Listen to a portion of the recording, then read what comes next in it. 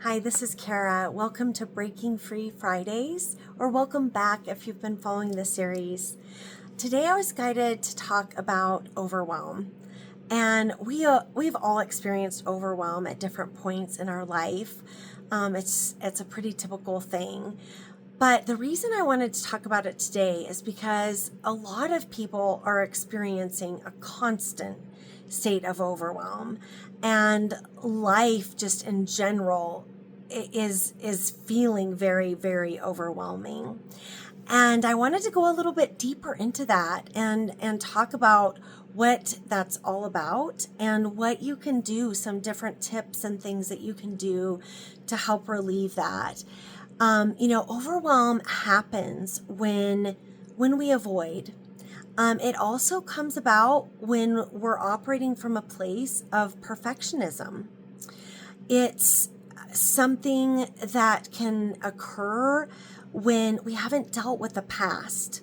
And so it's like the past is literally stuck in our bodies, and it's letting us know by this sense of overwhelm that we get. And I used to live in a state of overwhelm, and I know how miserable it can be. So I'm really passionate about talking about this and how we can be free of it. So because a constant overwhelm, it can make us exhausted. It affects our sleep. It creates added and constant stress. It results in all sorts of health issues. Definitely puts us at risk of different health ailments as well. And one of the things that at least in my experience, when I think back to when I was living in that constant overwhelm, I was definitely pushing. I was pushing myself constantly, that overachieving, that just over responsibility, doing, really almost like treating myself like a robot, and just, this constant going and doing and not being. And this is such an invitation when we're experiencing overwhelm to be and to come back into that place of balance where we can be. And when we are overwhelmed, that sounds absolutely absurd, because it seems like, how would we have time to do that, right? But one of the things that I want to share is that at the root of overwhelm, and some of the most profound truths to take away around overwhelm, is that it's our bodies telling us that we have too much stuck energy in it. And it's, there's no space for allowing or holding anything new to come in. It's our bodies saying, no more. Like I can't take on or experience anymore. And we just get this heightened sense of things. Our mind can be racing, our bodies can feel on edge, almost like a live wire. Overwhelm also can be an indicator that we're living to please other people, and doing so in a way that is at the expense of honoring our own needs, our own wants. This is a codependency kind of thing, and it's also an indication of a trauma response. If you haven't heard of it before, it's connected to something called fawn. Some of the other more typical trauma responses are fight, flight, and freeze. But fawn is this very intense sense of people pleasing, and that is something that overwhelm can be an indicator of as well. Another thing about overwhelm, it shows up in procrastination. And doesn't that seem ironic?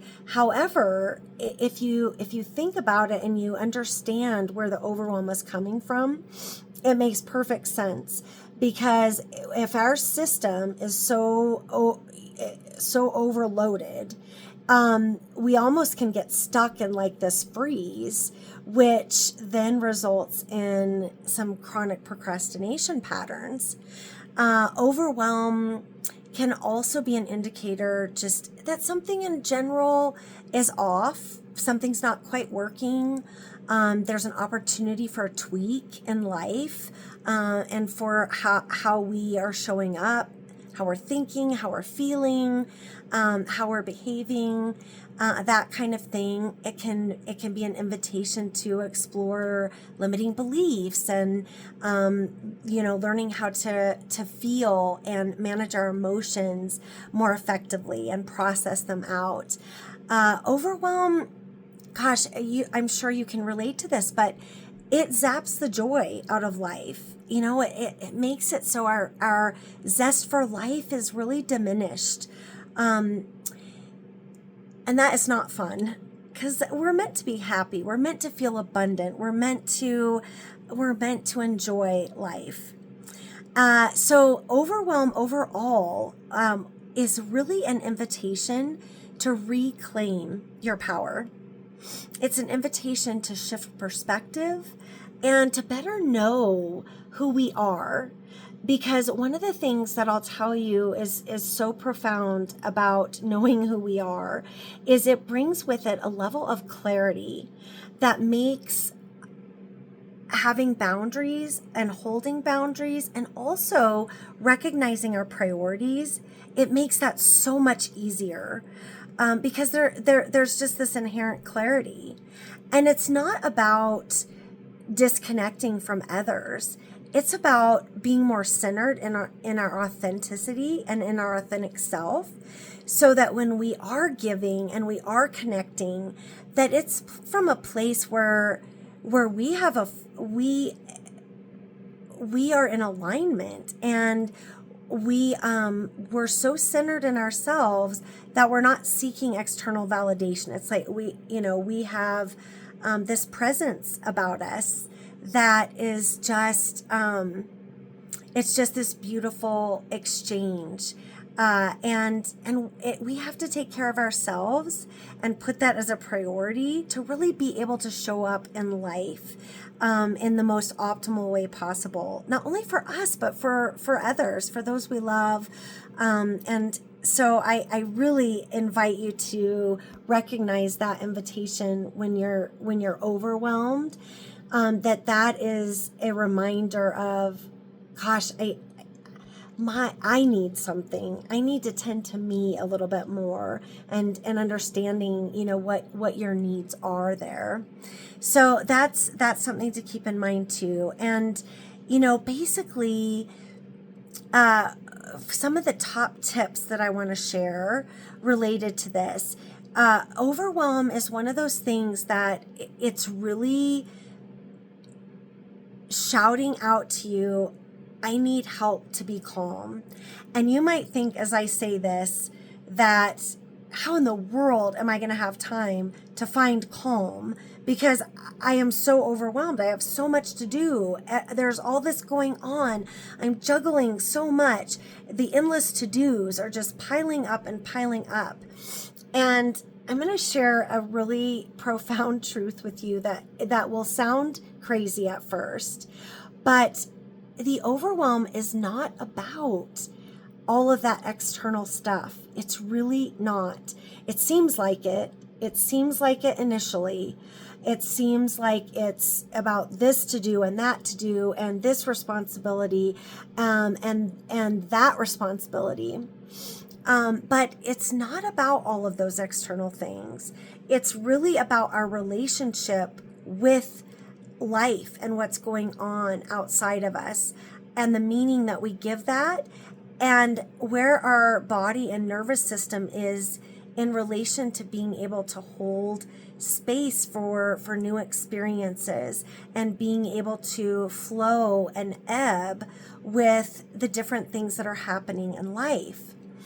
So some of the tips to really address this overwhelm, a big thing is that going into a place of calm, and breath work is fantastic for this. We've talked about that a little bit in other videos, and there's lots of different forms of breath work, but to keep it simple, even if you're taking a couple minutes, setting a timer, and really consciously deeply breathing for a couple of minutes, as you start your day. If you're feeling overwhelmed, you can even use this as a pattern interrupt, but sometimes, overwhelm pattern interrupts need something else. It kind of depends on you and depends on the state of the overwhelm. Motion can be an effective one too at times. But with breathing, it's an immediate way to release tension. And so that's one of the things that makes it so effective. And it's great to do this at night before you go to bed, because it also helps relax you into that state of really being able to get a great night's sleep. And if you have not heard of, it's called binaural beats. And you can look these up on YouTube. There's a lot of different sources, and they connect to different frequencies for sound healing. And you can actually play this at night when you're sleeping. And it helps you get to a more restorative state. It helps you get to a deeper healing, a deeper source of restfulness and rejuvenation as you're sleeping. So this is something that can be very helpful to bring your system back into more of a state of calm. So I encourage you to check that out. And then another thing, if you have not heard of this, weighted blankets are phenomenal. I love these, and you can find them online. They come in different sizes. They come in different weights. You can sleep with them on, or if you find yourself in a state of overwhelm and you need to just break for a few minutes, you can lay there or sit there with a weighted blanket, and it really helps just center your body and just calm you in a deep way. Imagine the concept of how comforting it is for a baby to be swaddled. It's kind of akin to that, but in a little bit of a different way, and it's very, very relaxing and comforting. So I definitely encourage you to check that out as well. And then another big tip is to get curious about yourself. You are so worth knowing, and it is so important to know who you are and to have that relationship with yourself. That's the foundation for really unraveling some of these points of clarity, helping us gain that alignment with our authentic selves, and to really knowing what the truth is for us around our priorities, and feeling at peace with those priorities. Because when we know who we are, it's like, okay, this is right for me, and there's just a centering in that. So I encourage you to do some journal prompts, because this is something simple. It's easy. You can just do it in a matter of a few minutes. And if you do this with regular practice, it helps connect you stronger to your intuition, and it also helps you build your relationship with yourself, which is incredible. So a few of the prompts: who am I? Just that simple one. Who am I? And what do I want? Sometimes we get very disconnected with what we want, and we can almost connect to what we want more easily by knowing what we don't want. So that's a little bit of a tip. Sometimes we can kind of backdoor in that way. What do I believe about myself? That's another big one. It uncovers some really important things that we might not have recognized that we have as patterns of beliefs about who we are. How do I feel?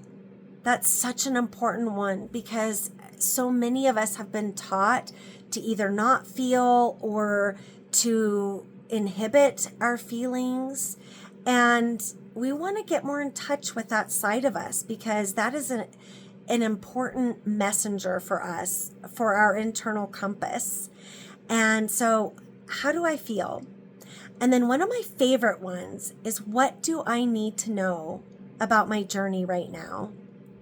And this is powerful to do for inner dialoguing on a regular basis, because you'll get different insights as you go along. So that is really incredible. And then overall, in general, one of the most powerful things that I found to really break overwhelm is learning how to regulate your nervous system. And there's a lot of different tools, a lot of different techniques, a lot of different practices that are connected to this. But ultimately, it goes back to learning how to be in our bodies.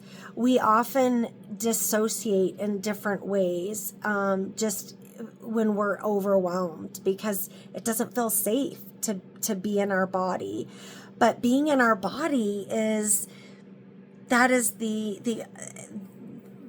the best thing about life, and aligning our spiritual selves with this human experience, and really embodying the life that we have, and enjoying that and the beauty of that. So I hope that this has been helpful for you. And if you've enjoyed this video, I encourage you to comment, send a like, subscribe. But I'd love to hear your thoughts about what you've experienced with overwhelm, and how these different tools, whichever ones you may try, how they work for you. So let me know, and I hope you have a great week. Here is to your next level of empowerment and breaking free. Bye for now.